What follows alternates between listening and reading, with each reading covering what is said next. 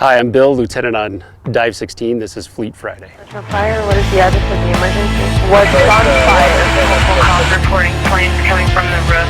LPD's arriving on scene stating fire in the stairwells as well. Multiple callers, flames seen coming out of the unit.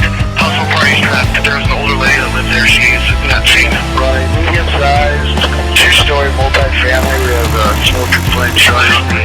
Alpha South, WSM Command, we're manning offensive strategy. We do have extension to the second floor, headed to the third. Let's go ahead and start the second alarm. 34, Tower 35, ladder 12, along 811, engine 22, engine 38, engine 42, medic 211, medic 21, battalion chief 3, battalion chief 5, safety 35, netcom op 3, confirmed multiple structure fire.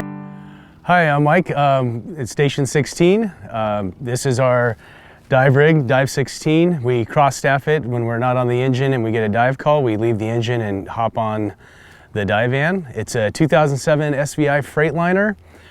We operate as a dive rescue team. We do Swiftwater Rescue, surface ice rescue, subsurface ice rescue, search and rescue, salvage. And we dive all the waters in our district. We have big body of water here today. Chatfield Reservoir is where we're at. We're outfitted with 4 setups with BCDs, with dive equipment. We have our Zodiac in the back, and we have our RDC, our rescue delivery craft, on the trailer. And we'll be showing you what we have on here today, and we'll be dressing up a diver so you guys get a see what we look like when we're all suited up. All right, so here we are in our dive van. Typically we'll have someone driving to the dive call where we have a couple drivers getting dressed in the back. As we're responding, usually our officer will be dive group supervisor. We have 3 divers altogether until we have our backup dive 31 to back us up. But we'll have a 100% diver, it's our primary diver. We have a backup diver that's fully dressed, standing by with a RIT bottle. And then we have a 90%er, which is probably dressed about 3/4 of the way as another backup rescue diver. This is, like I said before, a 2007 SVI Freightliner. It was basically outfitted through Loveland, up in Loveland, Colorado, and we'll show you the back. Here's the back of our cab where our divers are usually getting dressed. We have different types of dry suits that we wear. We have Swiftwater suits. Over here we have a few more Swiftwater suits. We also have Mustang suits for if we're doing an ice dive to keep people on top, keep them warm if they're doing comms, and these also double as flotation devices as well. So we also have our sonar for our Zodiac that we have to put on if we're doing any searching. Back here, each diver has their own bag. They have all their personal gear that we're able to get dressed with. As you'll see when Dugan is dressed, we have him dressed up. They have long underwear here, thermal underwear, gloves, socks, we have booties, and then we have our own hoodie that we are able to get dressed for ourselves. Down here we keep extra weights. We all have weight harnesses. We all have our predetermined weight that we dive with to help keep us below the water and keep us buoyant above the water. When we're diving subsurface, we encounter almost zero visibility every time, but when you hit the bottom and you stir up the bottom, it gets really blacked out. So it's really important to know your weight, your proper weight to dive with, so you're not too heavy or too light. So keep moving back, just more equipment. We have Swiftwater bags with gear for divers to dress on the way, wearing helmets. We have PFDs. Right here, they're outfitted with whistle, cutting tools. All right. And then we have Swiftwater fins that are a little bit smaller than our normal diving fins that help us maneuver a little bit better. Goggles if we need them. And then some rescue rope.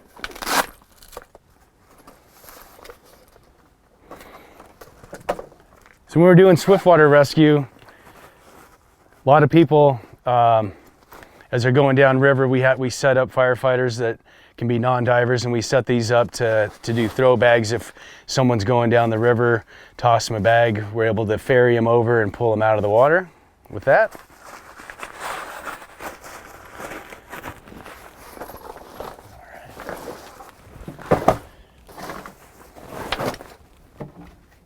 All right, also with Swiftwater Rescue, we have line guns. So we have 2 line guns to shoot a line across the river, so we can have a rope to the other side. And on you'll see our rescue delivery craft, we can attach ropes and lower the RDC into victims that are maybe trapped on the rocks or in the middle of the river. And we're able to, as you'll see, lower that to the victim. All right, moving back, we keep extra gear in here all the time in case someone tears a glove. They have holes. We have extra hoods, Swiftwater booties, so to protect your feet. Over here, just extra fins. We do keep oxygen and a little bit of medical equipment on here. We have extra helmets. We have, just basically all kinds of extra stuff here. We have ice rescue suits.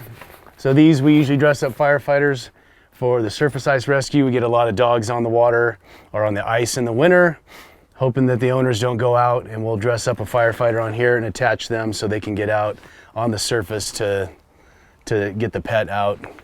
Hopefully being able to get them quick enough. Coming back, we have 2 more setups here.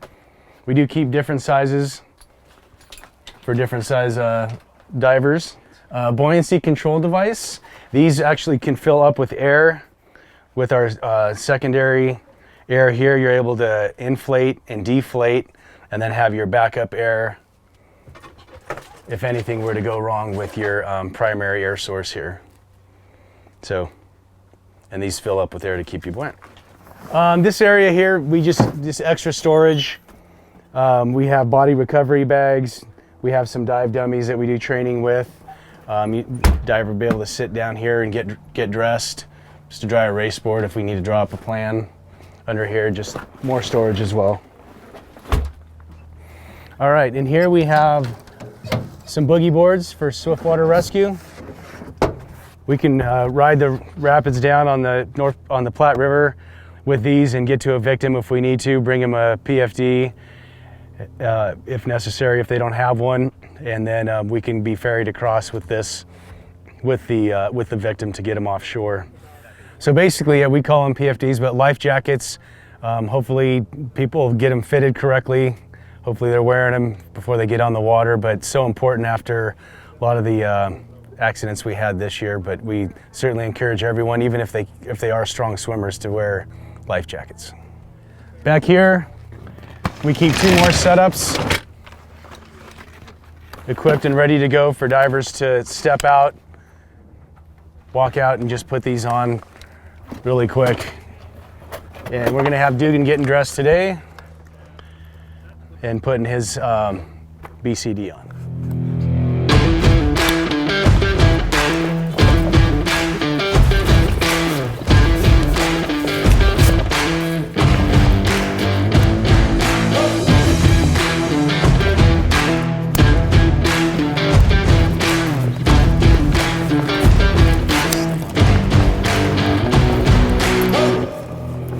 So we have Ryan Dugan here dressed and ready to go for dive rescue. These are hazmat dry suits that we wear on all of our dives in the Chatfield Reservoir, Cherry Creek Reservoir, wherever we may be going. He's dressed in full BCD. We have full face mask here where we can hook up to comms, and we have comms with him underwater. He's weighted properly, and he's got some cutting tools on our BCD. We have our dive computer, which keeps track of our compass heading, lets us know how much air we have in our tanks. The tanks are filled up to 3,000 pounds. tells us the temperature of the water. It'll tell us depth, and keeps track of our dives so we can log our dives after we're done. If you turn around here, here's our tanks. They're tested annually. And then as you turn around, Ryan's got his fins, his gloves, and then he's got his backup air. He's able to control air in his suit as well. If you keep turning around, we hook up the tank to here to prevent suit squeeze. He can push this, give him a little bit of air so he's not being pinched as he descends underwater. Depending on how hard you're working, it's just actually a lot like an SCBA, where if he's working really hard and he's doing search patterns, that he'll work through the air much faster. And we always come up with at least 1,000 pounds left for us to get through. We do have backup divers that are fully dressed to go down with a RIP bottle. We also have a 90% diver, which means he's dressed fully in his suit and ready to go and throw his pack on as a 90% diver if we need another backup diver. Just like on the other side, we have some more boogie boards for rescue on this side. And then if you come further back here, we do have a little water supply just for a quick rinse for guys that are coming out of the water. Maybe they have just any kind of dirt or grime on them, and we'll rinse them off before we get them undressed completely. So I'm Bill. I'm a lieutenant on Dive 16. Go over here what we've got on our trailer. Basically in these different bins, we use them, keep equipment we're going to need to deploy on different calls, obviously. So we've got Swiftwater bin here. It's going to have fins and some PFDs, extra PFDs here, more fins in that bin. Excuse me. Then for our dive calls, we have two different bins full of comms. Our comms are going to be a rope that has an integrated communication line on it between the person who's actually running comms and the diver in the water.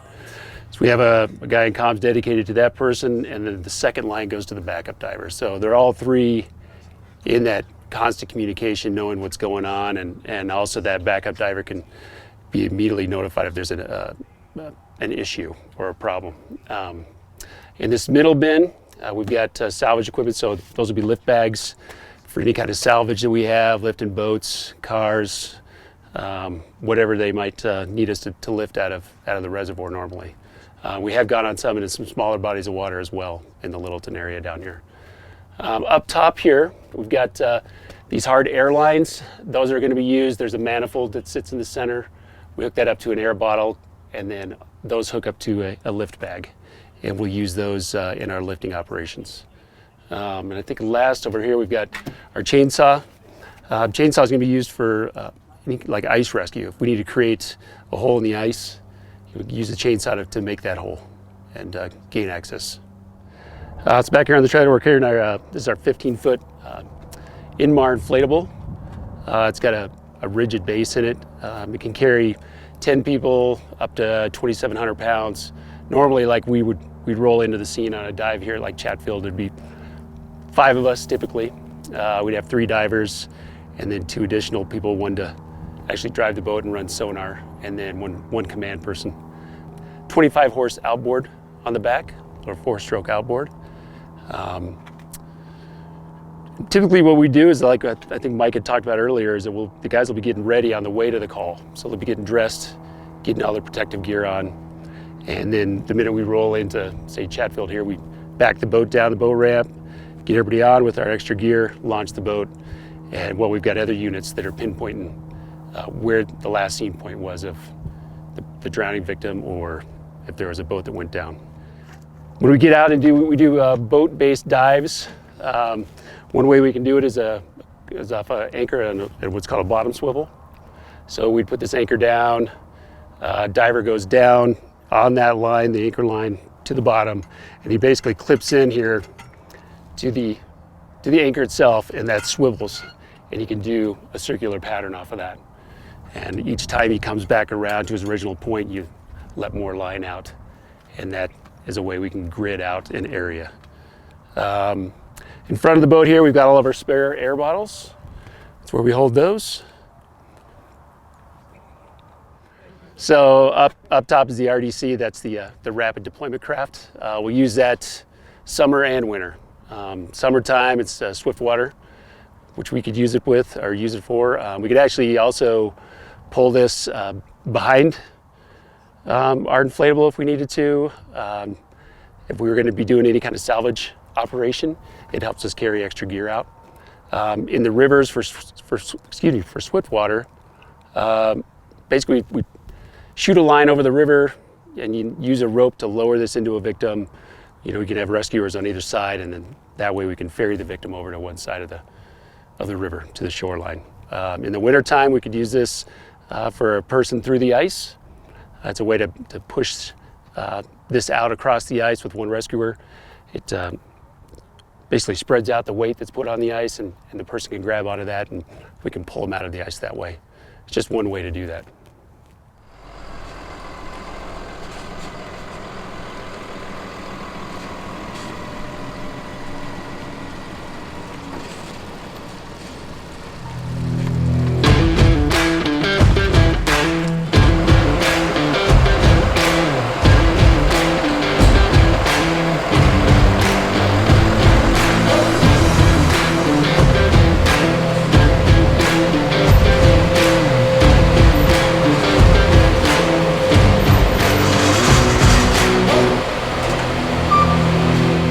One of our pieces of equipment we have on our dives at some of the reservoirs around is this is our 2016 Sea-Doo 1.5 liter.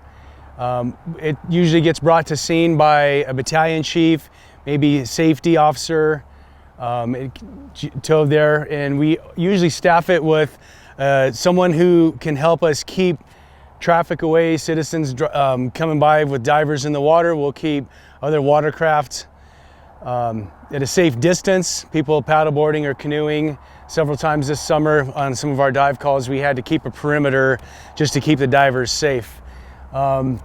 This right here, we have, it probably goes upwards. It has a sport mode of 55 to 60 miles an hour. And we have a hover and a reverse on this.